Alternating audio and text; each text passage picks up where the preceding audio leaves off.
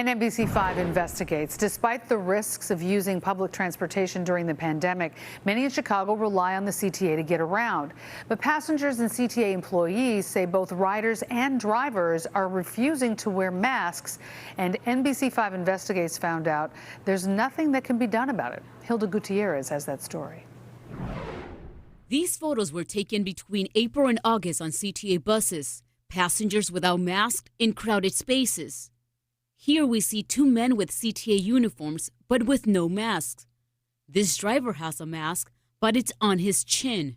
This bus rider says he took the last 3 photos on the 92 bus. I was quite frightened because I realized that these individuals were putting me in jeopardy, my life in jeopardy, because I have a heart condition. I am diabetic, and I'm 66 years old. But this CTA bus driver says some users also refuse to wear a mask. They come on, they don't want to wear a mask, and they're coughing and sneezing and all this. I've kicked them off, for sure. His daughter is immunocompromised, so his wife urged him to speak to his manager. His response was, well, I'll tell you what you're not going to do. You're not going to deny them service. You will not kick them off the bus. You can remind them of the mandate, but that's as far as it goes. In March, he tested positive for COVID-19 and was hospitalized for a week. My son asked me as soon as I told him, he said, "Oh no, is my dad gonna die?"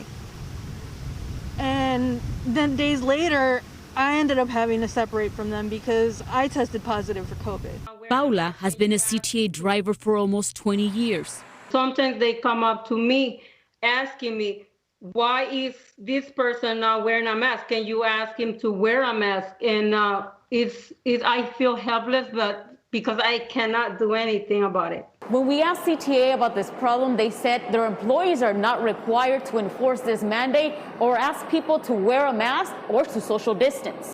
Unfortunately, we've seen far too many examples from our transit peers across the country in which transit employees have been assaulted and attacked after asking customers to put on a mask. CTA puts the safety of its employees as a top priority and will not ask them to risk their personal safety to confront someone not wearing a mask, they wrote. Say you have your max of 15 people. You're supposed to just keep on rolling until someone wants to get off at a bus stop. Then you got to let them off, and then 5 people get on. And they don't care if you tell them I'm full, nothing. They want that bus, and they're going to get on that bus. Through their union, CTA employees are urging city leaders to enforce the state mandate. So we asked Lori Lightfoot about their plans. We take safety of all kinds, particularly during this public health crisis. We take it very, very seriously. And if there are specific issues, I'm confident that President Carter and his team will address them.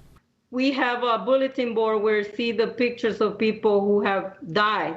And that's sad and concerning because we're wondering who is next.